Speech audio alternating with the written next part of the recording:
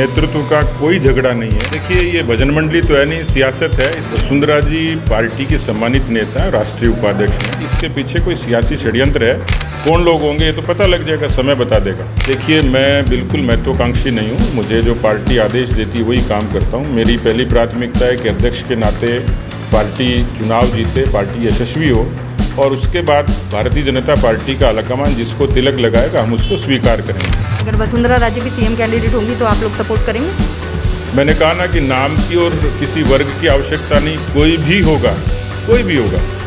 Party का साधारण से साधारण कार्यकर्ता, कोई मंडल का कार्यकर्ता भी, बूथ का कार्यकर्ता भी केंद्र तय करेगा तो उसके पीछे हम लोग चलेंगे। नमस्कार, मैं हूं जयश्री नागदा और आप देख रहे हैं सीबीसी न्यूज़ राजस्थान। आज हमारे साथ में बीजेपी के प्रदेशाध्यक्ष सतीश पूनिया जी मौजूद हैं। आइए इनसे कुछ आम जनता के सवालात हैं जो हम जानेंगे कि सतीश पूनिया जी उसके क्या जवाब देते हैं। सर नमस्ते, आपका बहुत बहुत स्वागत है। धन्यवाद। सर, मेरा सबसे पहला और सीधा सवाल ये कि कौन बनेगा सीएम कैंडिडेट, इस पर इतना विरोधाभास क्यों है और अभी क्यों है?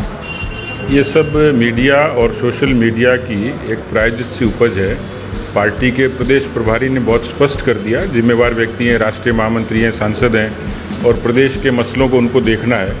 उन्होंने स्पष्ट कर दिया कि अभी नेतृत्व का कोई झगड़ा नहीं है और पार्टी का पार्लियामेंट्री बोर्ड तय करता है, वो जिसको तय करेगा सब उसके पीछे चलेंगे। इसलिए मुझे लगता नहीं कोई झगड़ा है, क्योंकि अभी तो चुनाव में समय है, तो इसको लेकर के अभी कैंडिडेट की कोई बात हमारे ख्याल से होनी ही नहीं चाहिए। फिर भी आए दिन बयानबाजी होती रहती है, क्या कारण है? देखिए, ये भजन मंडली तो है नहीं, सियासत है। इसलिए जिसका जैसा मर्जी आएगी वैसी बातें करेंगे। लेकिन मुझे लगता है कि जो पिन पॉइंटेड बात है वो प्रभारी जी ने स्पष्ट तौर पर कह दी।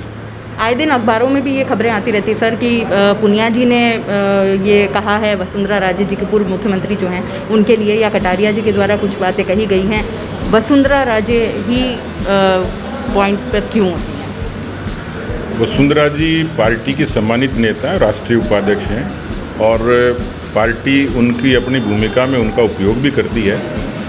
लेकिन यहाँ जैसे मैं कह चुका कि उनके नाम को लेके या किसी भी नाम को लेके या नेतृत्व को लेके हमारे भीतर किसी तरीके का कोई विरोधाभास नहीं है। मान लीजिए आलाकमान किसी को भी तय करेगा, हमें उसके पीछे चलना है। इसलिए हमारी तरफ से तो कोई झगड़ा किसी तरीके से नहीं है। मैं संगठन का अध्यक्ष हूँ, मेरी नैतिक जिम्मेवारी है कि संगठन अच्छा काम करे, मुखर होकर काम करे, सदन के भीतर काम करे, सदन के बाहर करे, पार्टी की सारी जो यूनिट्स हैं नीचे तक वो काम करें। अभी जो कोरोना का कालखंड था उसमें सेवाई संगठन के मार्फत पार्टी के कार्यकर्ताओं ने बहुत अच्छा काम किया। 600 लोग हमारे काल कल्पित हो गए सेवा करते करते। तो कुल मिलाकर पार्टी के काम से केंद्र भी संतुष्ट है और मैं भी संतुष्ट हूँ।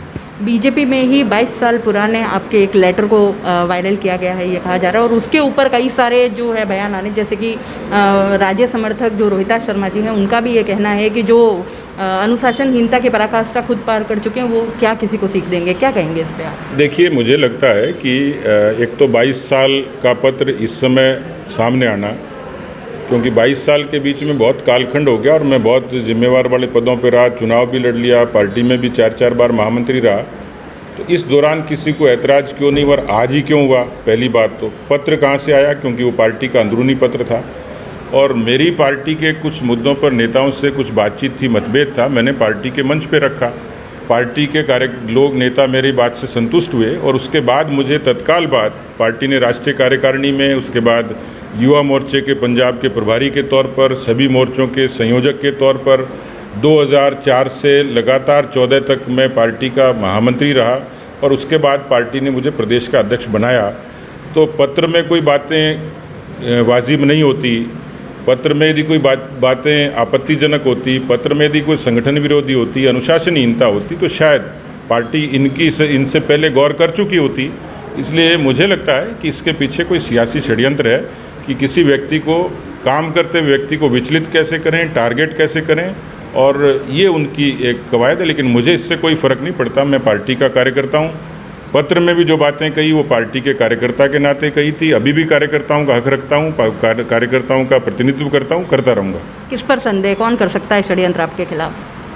देखिए, राजनीति भजन मंडली है नहीं और यहाँ पर सियासी किस्म की बातें हो सकती हैं। तो किसी को मेरी पोजीशन से, किसी को मेरे काम से, किसी को पार्टी की मजबूती से, किसी को विपक्ष की मुखरता से ऐतराज़ हो सकता है। तो इसमें कौन लोग होंगे ये तो पता लग जाएगा, समय बता देगा। अब जब सर बात चल ही रही है तो आपकी नज़र में सीएम कैंडिडेट कौन हो सकता है? क्योंकि एक बार कटारिया जी जो अपने नेता प्रतिपक्ष बीजेपी के, उन्होंने ये भी कहा था कि जो प्रदेशाध्यक्ष होता है वो कभी सीएम कैंडिडेट नहीं हो सकता। क्या कहना है आपका? देखिए, मैं बिल्कुल महत्वाकांक्षी नहीं हूँ। मुझे जो पार्टी आदेश देती है वही काम करता हूँ। मेरी पहली प्राथमिकता है कि अध्यक्ष के नाते पार्टी चुनाव जीते, पार्टी यशस्वी हो, और उसके बाद भारतीय जनता पार्टी का आलाकमान जिसको तिलक लगाएगा हम उसको स्वीकार करेंगे।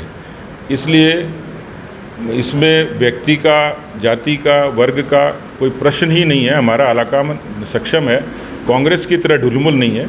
आलाकमान कॉम्पिटेंट है, वो तात्कालिक समय के हिसाब से जो निर्णय करेगा, जो उचित करेगा, उचित ही होगा, उसके पीछे हम लोग चलेंगे। अभी जस्ट एक बयान कटारिया जी का ये आया था कि कोई भी व्यक्ति अगर तिलक लगा के आ जाएगा और ये कह देगा कि मैं सीएम कैंडिडेट हूँ तो ऐसा नहीं होगा। इसको आम जनता किस तरह से समझे? देखिए, उन्होंने व्यवहारिक बात कही है कि कोई निश्चित क्राइटेरिया नहीं है कि कौन नेता बनेगा, और इसमें सारी चीज़ें समाहित हैं जो प्रभारी ने कहा, जो हम भी कहते हैं, जो वो भी कहते हैं कि पार्टी का आलाकमान जिसको कर देगा वही नेता होगा। इसलिए ये हमारे लिए बहस का विषय नहीं है, हमारे लिए महत्वाकांक्षाओं का विषय नहीं है, किसी तरीके के कल्पनाओं में जीने का नहीं है, किसी को भी सपना पालने का नहीं है। पार्टी जो तय करेगी उसके पीछे सब चलेंगे। अगर वसुंधरा राजे भी सीएम कैंडिडेट होंगी तो आप लोग सपोर्ट करेंगे? मैंने कहा ना कि नाम की और किसी वर्ग की आवश्यकता नहीं, कोई भी होगा, कोई भी होगा।